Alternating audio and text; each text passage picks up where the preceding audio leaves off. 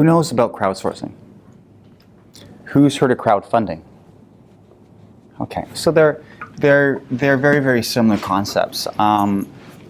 It's where you go out to your clients, your fan base, in the case of artists, your potential customers, and you create an authentic relationship that is beneficial for you both. This probably started at first inside the music business, where every artist is their own brand.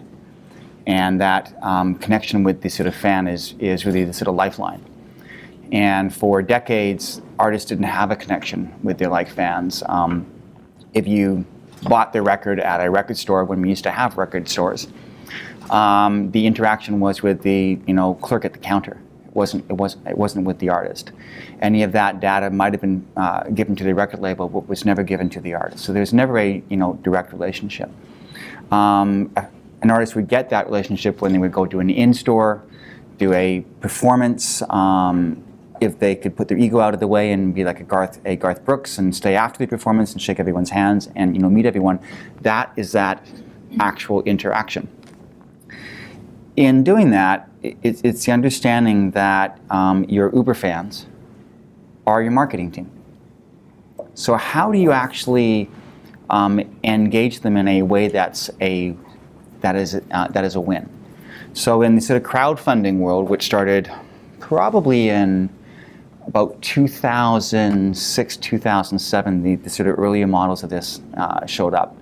The most recent models are everything from Kickstarter to an indie go-go, where certain projects even locally have raised up to $10-15 million to launch their actual products. So that's a reach out with an idea to a community with a request to support, and for that support you might get the first prototype, or you might get something else.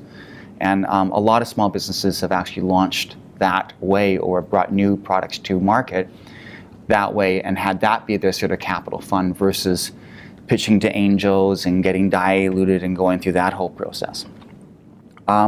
So crowdsourcing is similar, but rather than trying to pull funds out of people, you're trying to pull ideas, you're trying to create a relationship, and you're trying to expand. In the music business, we've been doing this for well over a decade now, since we were one of the first businesses to be touched by the sort of digital age and actually reshaped by the digital age. And we're about to go through the final transition, which will be nice because, although change is nice and it's constant, every once in a while it's just nice not to have to worry about it.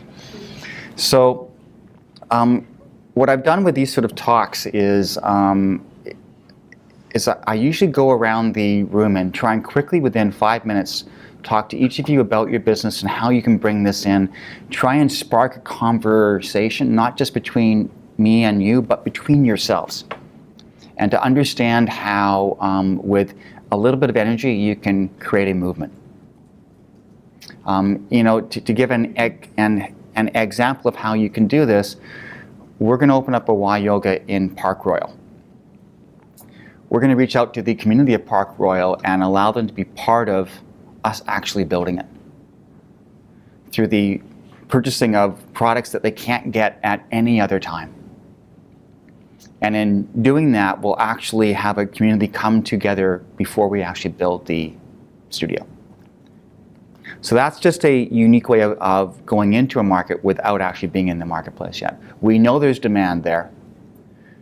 We've been getting asked constantly. Now we're going to start that engagement before we actually do it.